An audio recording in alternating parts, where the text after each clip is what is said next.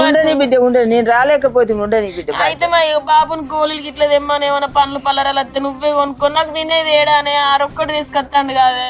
మౌనిక ఇవి కూడా ఈ అమ్మకు మనం వచ్చేటప్పుడు కనీసం అరటి పండ్లన్న ఏం తెలియదు నీ చేతులతో.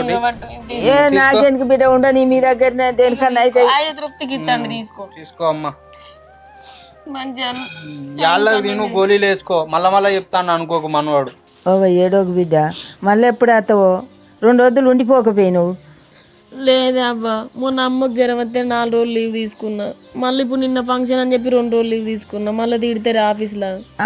ఆఫీస్ అని నువ్వు పిల్లను ఆగం చేయకు. పొలను పట్టుకొని మంచిగా పెద్ద పెరిగేదాకా నువ్వు పెద్ద పెరిగినాక నువ్వు ఆఫీసుకు పోదు. నా బిడ్డకి ఏందే, మా అత్తమ్మను మా మామయ్య మంచిగా చూసుకుంటారు. ఎంతైనా నువ్వు చూసుకున్నట్టు ఉండదు బిడ్డ. అయ్యా పిల్ల పైలం పొంగనో రాంగనో బండ్లు మరి జాగ్రత్త పోయిరా.